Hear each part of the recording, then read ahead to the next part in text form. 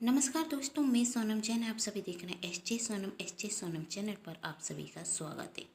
दोस्तों, आज की कहानी है ननंद जी के खर्चे। यदि आप सभी को मेरे द्वारा लिखी गई एक कहानी पसंद आए तो चैनल को सब्सक्राइब कर लीजिएगा। पास में जो बेल आइकन का बटन है उसे प्रेस जरूर कर लीजिएगा, क्योंकि उसी से मिलेंगी आप सभी को मेरी आने वाली हर कहानी की नोटिफिकेशन।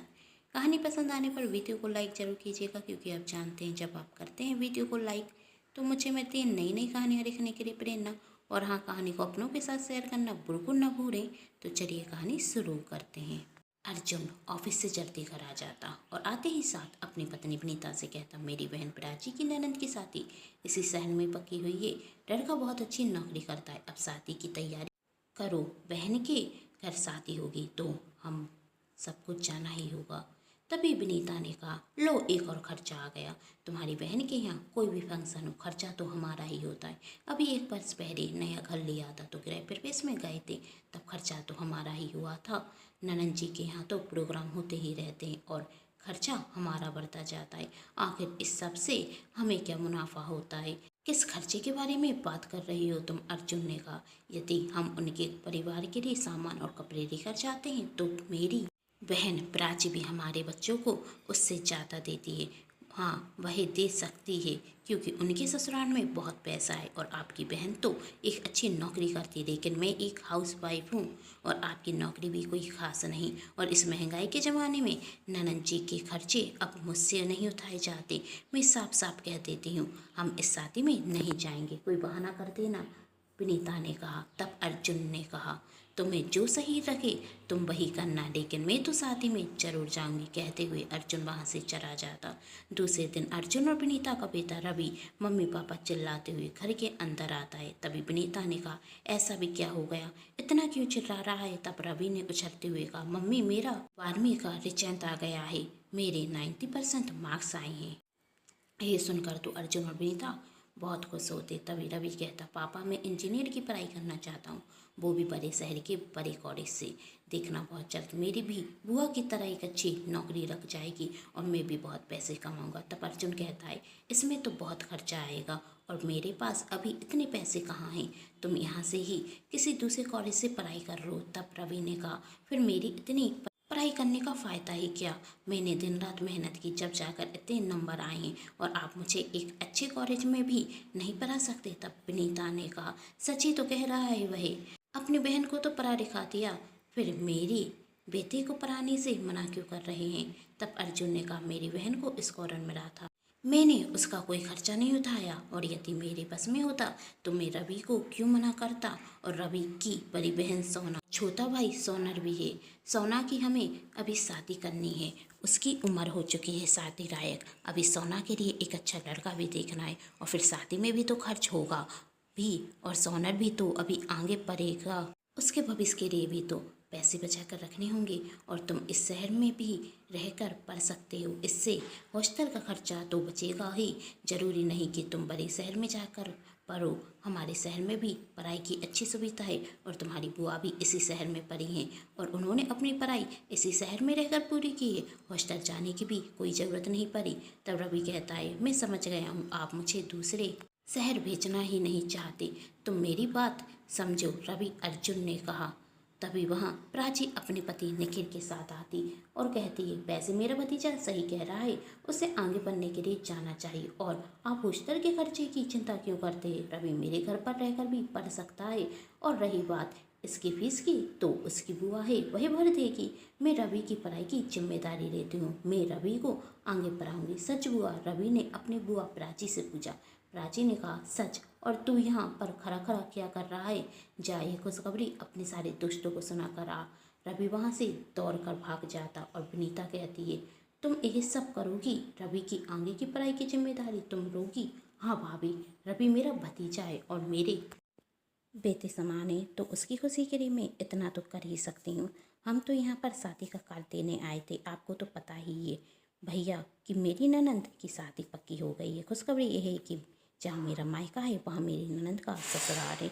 आपको और भाभी को बच्चों सहित शादी में आना है। तब निखिल कहता, और भैया शादी में कोई महंगे उपहार लाने की ज़रूरत नहीं, आप तो बस मेरी बहन को अपना आशीर्वाद देने के लिए आ जाना। प्राची सही कह रही है, अब आपको रवि की पढ़ाई की चिंता करने की कोई ज़रूरत नहीं। आप सोना के लिए एक अच्छा लड़का देखिए। हम बुआ फूफा जी सोना की शादी का काफ़ी बेसब्री से इंतजार कर रहे हैं। अपनी बहन की शादी की तरह सोना की शादी में भी कोई कमी नहीं रखना चाहते।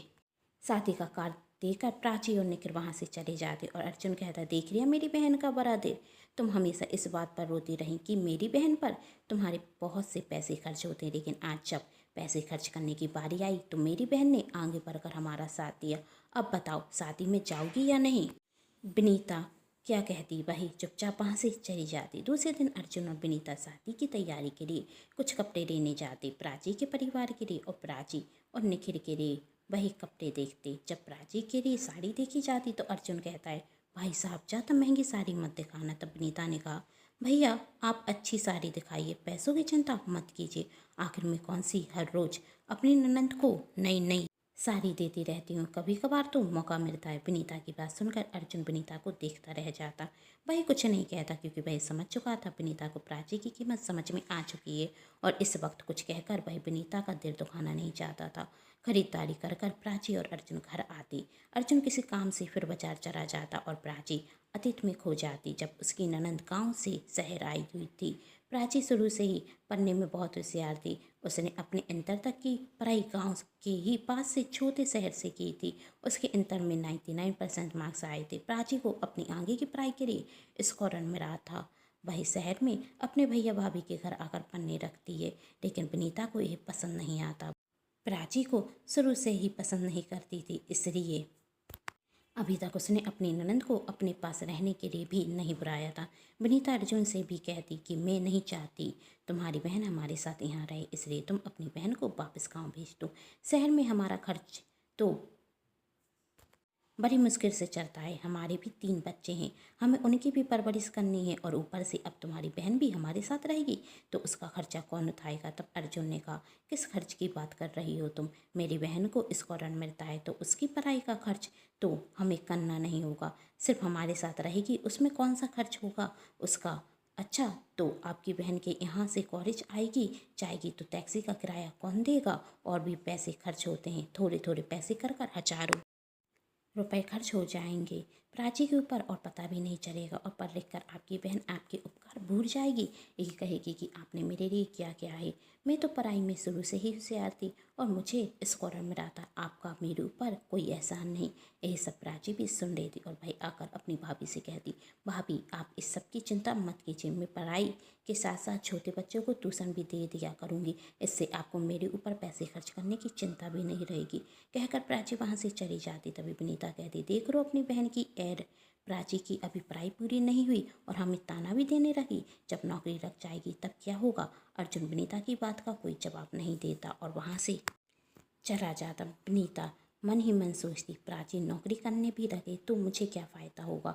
वही तो हमेशा पैसों का घमंड दिखाएगी और मुझे नीचे दिखाने का कोई मौका नहीं छोड़ेगी। मैं भी देखती हूँ प्राची अपनी पढ़ाई पूरी करती कैसे है। विनीता ने घर के काम करना छोड़ दिया था और घर का हर छोटा बड़ा काम वह प्राची से करने के लिए कहती। और जब अर्जुन कहता है कि तुम प्राची से घर के काम क्यों कराती हो तो विनीता ने कहा, मेरे पहले से ही 3 बच्चे हैं, उनका क्या रखना ही मुझे मुश्किल पड़ता है और तुम अपनी छोटी बहन को लेकर भी आ गए और अब क्या चाहती हो कि मैं तुम्हारी छोटी बहन की गुलाम बनकर रहूं? घर में बहुत से काम होते हैं जो अब मुझसे अकेले नहीं होते। तुमसे नौकरानी के लिए कहूँगी तो तुम्हारी इतनी इनकम नहीं होगी और यदि तुम्हारी बहन इस घर में रहेगी तो मेरी घर के कामों में मदद करनी होगी। और वैसे भी प्राची कोई बच्ची नहीं जो घर के काम कर नहीं सकती और एक लड़की को पढ़ाई के साथ साथ घर के काम भी आने चाहिए। यदि माँ जी यहाँ होती तो वह भी यही कहती, इसलिए आप बीच में ना ही बोले तो अच्छा है। तब प्राची ने कहा, भैया भाभी सही कह रही हैं, माँ तो मुझसे गांव में भी घर के काम करने के लिए कहती थी, तब भी मुझे कोई परेशानी नहीं थी और अब भी कोई परेशानी नहीं है। विनीता तो घर का एक काम नहीं करती, सारे काम प्राची को ही करने पड़ते। प्राची अपने कॉलेज की पढ़ाई भी कर रही थी और साथ में बच्चों को ट्यूशन भी दे रही थी। प्राची एक अच्छी नौकरी करना चाहती थी, जिसके लिए उसे जितनी मेहनत करनी पड़ेगी वही करने के लिए तैयार थी। विनीता ने बहुत मेहनत की प्राची एक घर छोड़कर चली जाए, लेकिन प्राची पढ़ना चाहती थी, इसलिए उसने अपनी भाभी की बातों पर ज़्यादा ध्यान नहीं दिया और अपना ध्यान सिर्फ पढ़ाई पर ही रखा। घर के काम, बच्चों को ट्यूशन पढ़ाने के साथ साथ वही अपनी पढ़ाई पर पूरा ध्यान दे रही थी।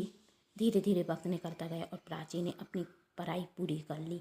उसके बाद प्राची को एक अच्छी नौकरी मिल गई। विनीता की लाख कोशिशों के बाद भी प्राची आज अपने पैरों पर खड़ी थी, जिससे विनीता प्राची से और नफरत करने लगी। यह बात अर्जुन बहुत अच्छे से जानता था, इसलिए प्राची की नौकरी रखते साथ ही उसने प्राची के लिए लड़का देखना शुरू कर दिया। विनीता चाहती थी कि प्राची की शादी किसी ऐसे वैसे लड़के से हो जाए, लेकिन प्राची की किस्मत अच्छी थी और अर्जुन भी अपनी बहन के लिए अच्छा ही चाहता था। और निखिल के परिवार से जब प्राची के लिए रिश्ता आया तो अर्जुन ने हाँ कर दी। प्राची की शादी निखिल के साथ हो गई। विनीता ने अपनी तरफ से कोई पैसे खर्च नहीं करने दिए। जो प्राची ने अपनी नौकरी कर कर पैसे कमाए थे, वही पैसे अर्जुन की जिद के कारण प्राची की शादी में खर्च हुए। आज विनीता मन ही मन सोच रही थी कि मैंने कभी भी प्राची को अपना माना नहीं, लेकिन प्राची हमेशा मुझे अपना मानती रही। वही जब भी ससुराल से यहाँ रहने के लिए आती है तो मुझसे अच्छे से बातें करती। वही मेरे बच्चों को हमेशा अपना समझती रही और उनके लिए हमेशा कोई ना कोई उपहार लाती। और जब अर्जुन मुझसे कहते प्राची को कुछ देने के लिए तो मैं मुंह फुरा देती। कभी भी अर्जुन को दिल खोलकर खर्च करने नहीं दिया। और आज मेरे बेटे की पढ़ाई की बात आई तो प्राची ने कहा कि मैं बुआ हूँ, रवि मेरे बेटे समान है तो मैं इतना तो कर ही सकती। सोचती हुई वंदना की आंखों से आंसू बहने लगे। तभी वहाँ अर्जुन आता, कहता क्या हुआ तुम्हें, तुम रो क्यों रही हो। तब विनीता कहती है आप सच कहते हैं, आपकी बहन बहुत अच्छी है, मैं उसे कभी समझ ना सकी, बस कुछ पुरानी बातें याद आ गईं तो आंखों से आंसू बहने लगे। जानता हूँ मैं, अर्जुन ने कहा, लेकिन खुशी इस बात की है कि देर से ही सही तुम्हें प्राची की अहमियत समझ में तो आई। तभी बच्चों ने आकर पूछा मम्मी पापा हम बुआ के घर कब जा रहे हैं। साथ ही में विनीता ने कहा इस बार हम बुआ के घर पूरे एक हफ्ते के लिए जाएंगे, फिर तो मज़ा आ जाएगा। कहते हुए बच्चे वहाँ से चले जाते। अर्जुन विनीता का पतरा हुआ व्यवहार देखकर बहुत खुश था। कुछ दिनों बाद अर्जुन विनीता प्राची के घर शादी में जाते हैं। तब प्राची विनीता से कहती भाभी आप रवि की चिंता मत करना, मैं यहाँ सब कुछ देख लूँगी और उसकी पढ़ाई में भी मदद कर दिया करूँगी।